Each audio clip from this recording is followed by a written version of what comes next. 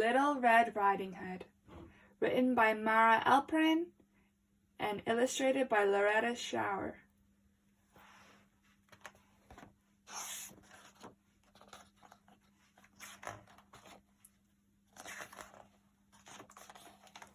Once there was a little girl who loved to wear red. She had red shirts and red skirts, red shoes, and a fabulous bright red cloak. Her name was Little Red Riding Hood. Early one morning, Little Red's mother packed up a basket. "I have a very special job for you," she told Little Red. "Granny is feeling poorly. Will you take her this fresh fruit?" "Of course," cried Little Red, and she put on her favorite cloak and kissed her mother goodbye. It was a bright, sunny day, and Little Red skipped through the woods. "Good morning," she called to the rabbits and the deer. "I'm bringing Granny a special surprise." But someone was peeping from behind a tree. A big, hungry wolf.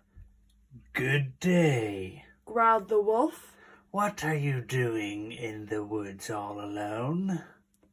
"I'm taking this special basket of fruit to Granny," Little Red replied. "Yuck," thought the wolf.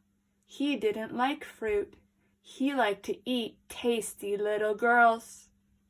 So the wolf thought up a plan. A horrible, clever plan. "Why not pick Granny some lovely flowers?" he said. "Good idea," said Little Red.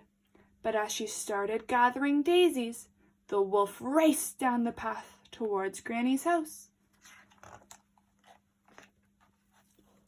The wolf knocked on Granny's door with a thud, thud, thud. "Is that you, Little Red, my dear?" called Granny. Yes," squeaked the wolf. "Let me in. It's breakfast time." "Oh, goody," said Granny, opening the door. "What are we having for breakfast?" "You!" cried the wolf. "Arrgh!" yelled Granny. "You're not Little Red!" And she slammed the door right on his big, furry nose. "Ow! Ow! Ow!" howled the wolf. Quick as a flash, Granny ran out of the back door and into the woods to find help. "Horrid old Granny," the wolf growled, rubbing his nose. But now he could put his terrible plan into action.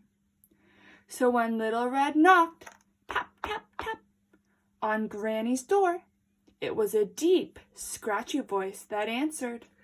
"Come in, my dear." Little Red walked into Granny's bedroom and stopped in surprise. "Why, Granny!" she said slowly. "What big ears you have!" "The better to hear you with, my dear," croaked the wolf.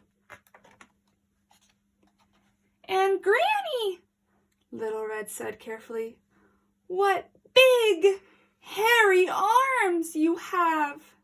"The better to hug you with, my dear," growled the wolf.